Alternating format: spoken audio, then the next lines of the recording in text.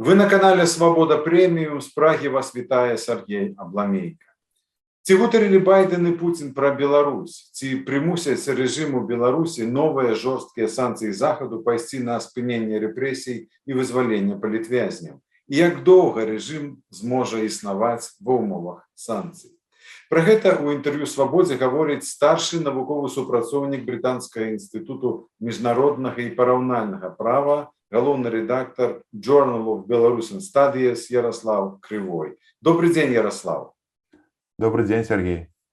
Як вы лічыце, за 2 гадзіны, што прэзідэнт ЗША Байден размаўляў з прэзідэнтам Расіі Пуціным, ці згадалі яны хоць некалькімі словамі сітуацыю ў Беларусі?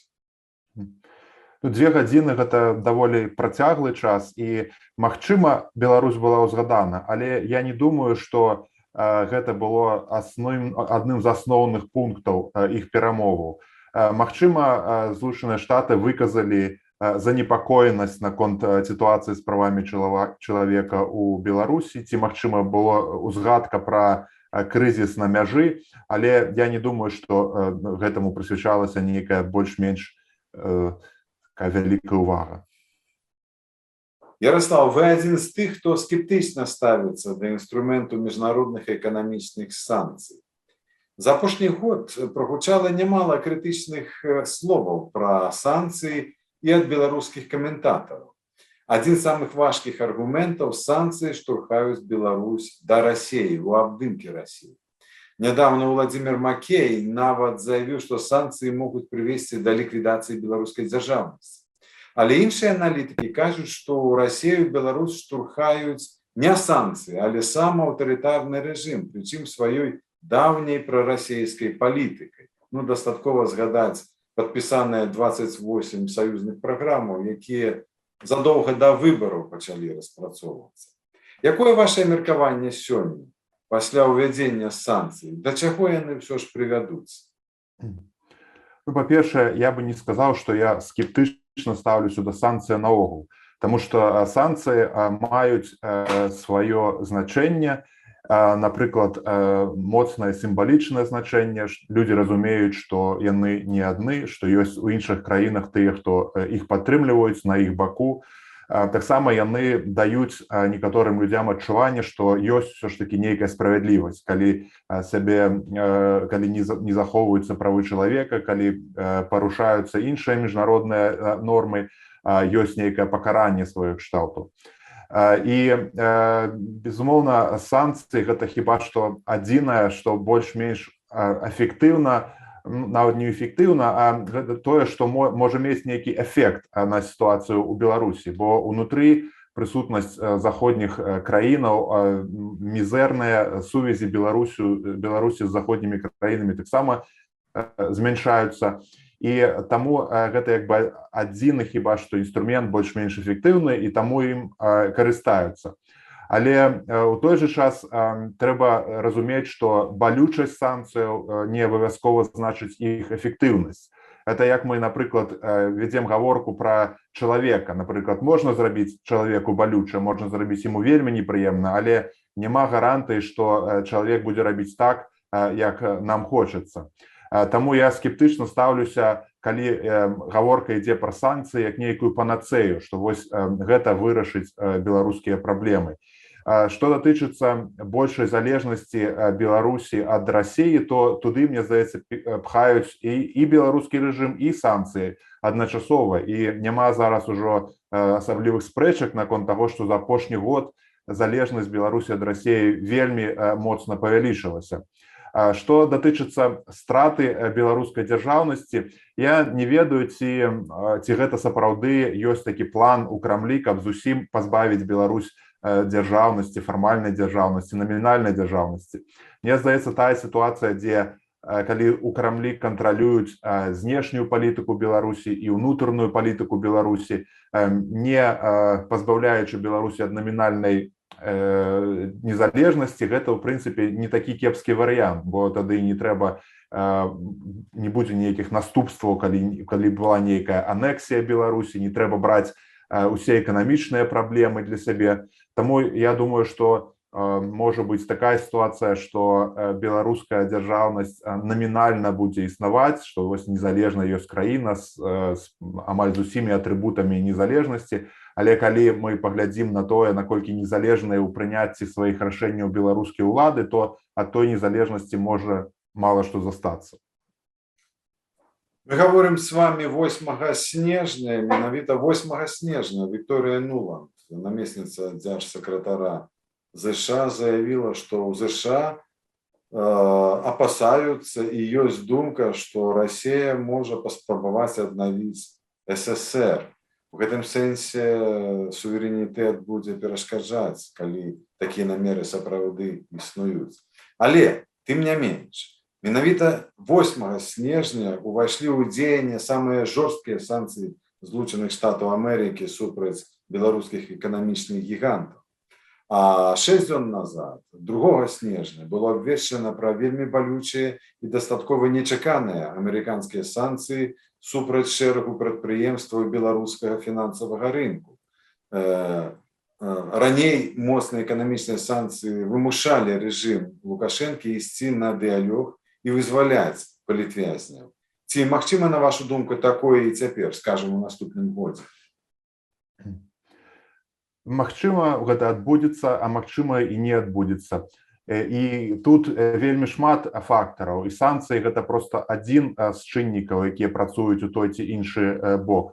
І найперш, мне здаецца, важна зразумець, ці якая будзе пазіцыя Масквы на гэты конт, ці яны сапраўды супраць санкцыяў, ці яны, у прынцыпе, маюць шмат чыноўнікаў і шмат людзей у Расіі думаюць, што ў прынцыпе гэтыя санкцыі даволі добра для Расіі, таму што яны падштурхоўваюць Беларусь яшчэ бліжэй да Расіі і робяць яе больш залежнай.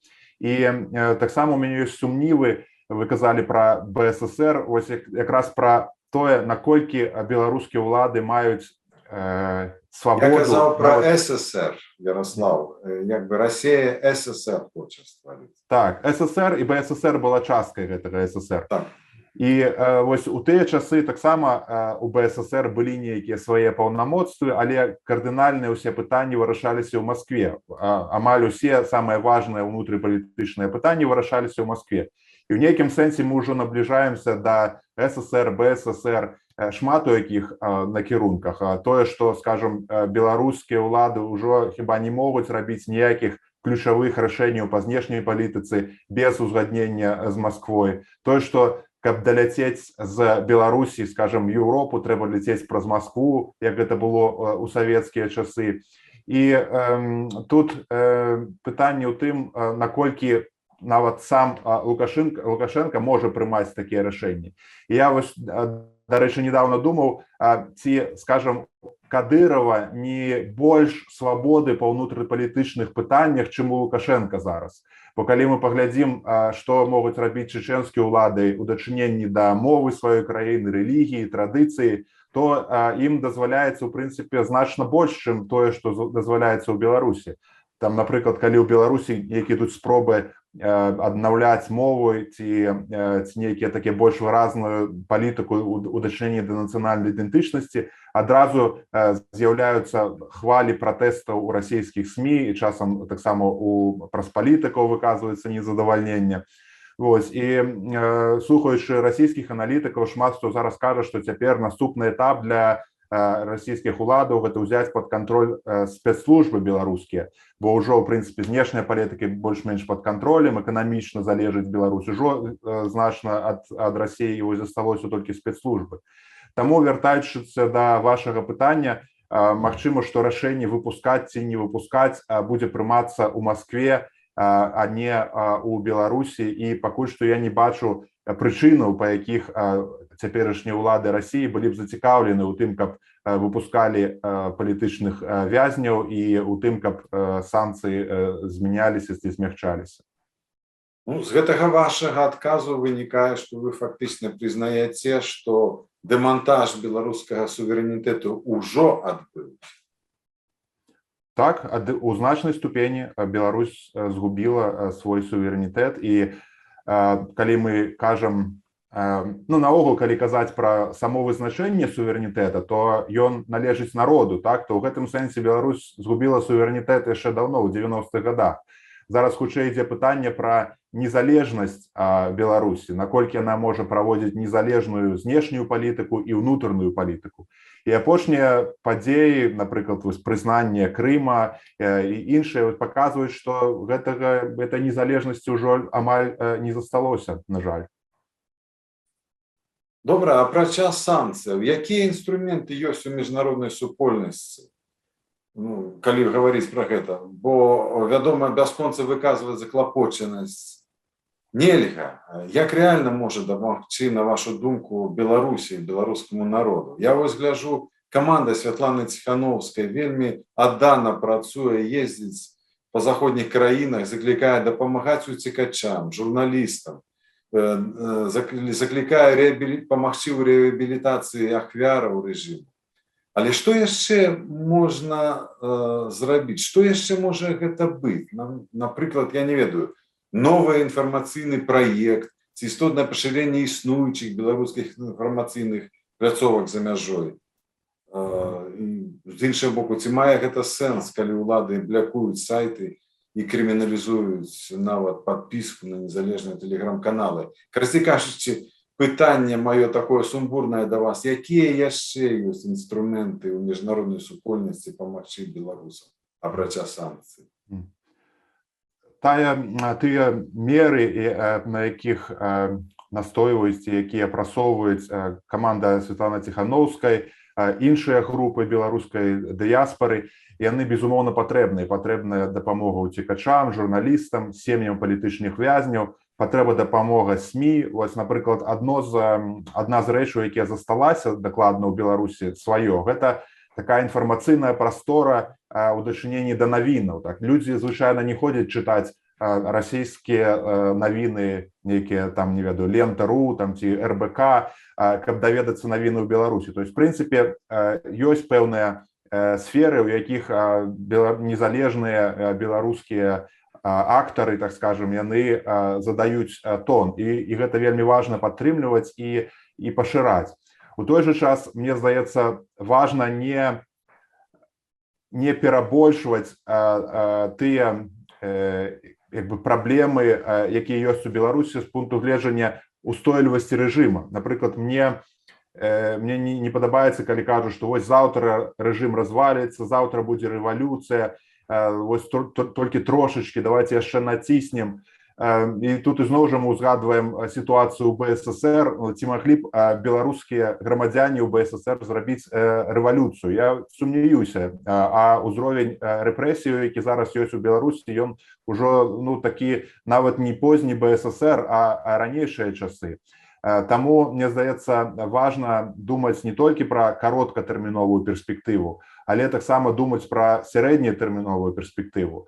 Бо калі глядзець на беларускую гісторыю, то звычайна беларускія паўстанні яны сканчваліся паразай. Там і слуцкі збройны чын, і калі казаць і Каліноўскага раней, ці казаць 2020 года беларуская рэвалюцыя. Бо калі ісці так лоб у лоб, то, на жаль, гэта не прыводзіць да патрэбнага выніка. Але адчыняюцца гістарычныя вокны час ад часу, як это было ў 1918 годзе, напрыклад, як это было ў 1991 годзе. І важна проста быць гатовымі і развівацца. Вось, калі такі момант прыйдзе, каб была дастаткова моцная, прынамсі, эліта з пэўнай сваёй культурай, ідэалогіяй, якая магла б потым узяць на сябе цяжар адказнасці за беларускую дзяржаву. І таму, калі ідзе гаворка, што можна рабіць, такі падыход, што трэба хоць штосьці рабіць, гэта, мне здаецца, не зусім правільны падыход, таму што гэта ў выніку значыць, што шмат сілаў марнуецца, шмат грашэй марнуецца і так далей. Бо калі там 1000 разоў крыкнуць «Дало Лукашэнку» перад беларускай амбасадай ці сыходзьце з Беларусі для заходніх бізнесаў, наўрад ці гэта неяк паўплывае кардынальным чынам на сітуацыю ў Беларусі. Таму трэба думаць вось на такія праекты, якія могуць у сярэднетэрміновай перспектывы, у доўгатэрміновай перспектывы ўмацоўваць беларускую нацыянальную свядомасць, грамадзянскую свядомасць. Хаця магчымасцяў для гэтага застаецца не так шмат унутры Беларусі. Ну, у дыяспары ёсць такія магчымасці і трэба імі карыстацца. А вось яшчэ такое пытанне ў мяне. Чаму, на вашу думку, не надта шпарка ідзе працэс пачатку судовага пераследу вінаватых у здзеках і катаваннях у рамках так званай універсальнай крымінальнай юрысдыкцыі? Я маю на ўвазе заходнія краіны. Мне здаецца, што асноўная прычына ў тым, што калі дазваляць такого кшталту заявы ці іскі ад у дачыненні да Беларусі, тады ўзнікне пытанне, чаму таксама не прымаць такую ж самую палітыку для судоў у дачыненні, напрыклад, да Ірана, да Паўночнай Карэі, для Сірыі. І калі створыцца прэцэдэнт, то суды, там гэта нямецкія, французскія, англійскія суды могуць быць заваленыя такімі справамі з усіх куткоў зямлі.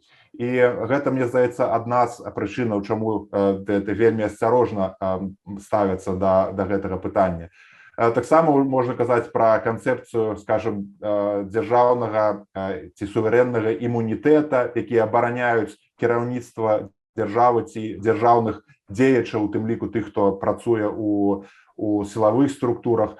І ёсць прыклады, калі робіцца выключэнне, але гэтых прыкладаў вельмі мала, і на жаль, мне здаецца, пакуль не зменіцца рэжым у Беларусі, то такія справы не будуць мець нейкага вырашальнага значэння, хаця, безумоўна, шмат хто за імі сочыць, бо гэта як праява нейкай справядлівасці у дачыненні да тых, хто удзельнічаў у парушэннях правоў чалавека.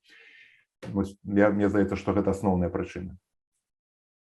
Я чуў, чытаў некаторыя выказванні удзельнікаў форуму «Свабоднай Расіі», які ў пачатку снежня прайшоў у Вільні. Некаторыя з іх за прайшоўшы год пабывалі ў Беларусі некалькі разоў і сцвярджаюць, што непрыманне цяперашняй улады у Беларусі ўсеагульнае, і кажуць, што ў такіх умовах рэжым доўга існаваць не зможа. Пытанне да вас як да кваліфікаванага юрыста і выкладчыка. Дык можа ці не? І як доўга зможа? Ну, тут пытанне хутчэй не пра юрыдычныя нормы, а пра палітыку, так? Бо, як мы ведаем, што ў Беларусі часам не да закона. І непрыманне ўлады гэта значыць непазбежна змену ўлады ў дэмакратычных краінах. То есть, калі у людзей есть магчымасць прыйсці на выбары, выказацца, ці выйсці з пратэстам, ці выйсці на забастоўку і такім чынам дасягнуць сваіх мэтаў. А у тых сітуацыях, дзе ўлада заснавана галоўным чынам на гвалце і на запалохванні, гэта можа вельмі доўга цягнуцца. І далёка не трэба хадзіць, узгадаць рэпрэсіўныя рэжымы ў вельмі бедных краінах, нават значна беднейшых за Беларусь. Ну, напрыклад, Бірма, гэта нядаўні прыклад, там была нават нейкая дэмакратыя не так даўно, але потым вайскоўцы ізноў захапілі ўладу, і цяпер вельмі жорстка падаўляюць усе пратэсты, усе спробы да дэмакратычнага нейкага павароту, хаця вось гэтыя партыі прадэмакратычныя, яны там мелі большасць, але, на жаль, калі няма дэмакратычных інстытутаў, там іншыя чыннікі больш важную ролю адыгрываюць. І, наколькі я разумею, у Бірме Кітай адыгрывае больш-менш такую ж ролю, як Расія адыгрывае ў сітуацыі з Беларусю. Ну, можа, ёсць пэўнае адрозненне, напрыклад, напэўна, кітайцы не навязваюць сваю кітайскую мову бірманцам, але агульная карціна, мне здаецца, з гэтага пункту гледжання падобная, што вялікая краіна падтрымлівае нейкі маленькі рэжым, і ніхто не хоча звязвацца з гэтай маленькай краінай, каб вырашыць пытанні гэтай маленькай краіны. І як калісьці казаў сам Лукашенко, што Беларусь абречана быць з Расіяй. І, на жаль, зараз такая сітуацыя, што Лукашенко падабаецца Расіі менавіта таму, што ён настолькі ізаляваны, менавіта таму, што настолькі шмат супраць яго санкцыяў, што яго няма ніякага манёвра. Ён не можа пайсці на захад, як, напрыклад, мог бы Бабарыка ўзяць, пачаць весці перамовы з тымі, з іншымі, што непазбежна змяніла залежнасць Беларусі ад Расіі. і таму, нягледзячы на тое, што ён можа шмат каму не падабацца ў Расіі, але ён шмат хто думае найлепш адпавядае інтарэсам Крамля на гэтым этапе. І ў сувязі з гэтым ізноў жа мы можам паглядзець на беларускую гісторыю, што нейкія магчымасці для Беларусі развівацца ў дэмакратычным накірунку яны ўзнікалі тады, калі было менш ціску з усходу, калі Беларусь больш-менш магла сама вырашаць, што адбываецца ўнутры краіны. На жаль, на сённяшні дзень мы бачым, што гэтага не адбываецца і ў бліжэйшы час не бачна якісьці выразныя сцэнары, паводле якіх мы маглі б дасягнуць нейкіх хуткіх зменаў. Дзякую, Ярослаў, за гутарку. Калі ласка, дзякуй за запрашэнне. На сувязі быў старшы навуковы супрацоўнік Брытанскага інстытуту міжнароднага і параўнальнага права, галоўны рэдактар журналу Belarusian Studies Ярослаў Крывой. У празе для вас працаваў Сергей Абламейка. Падпісвайцеся на наш канал, калі вы яшчэ гэтага не зрабілі.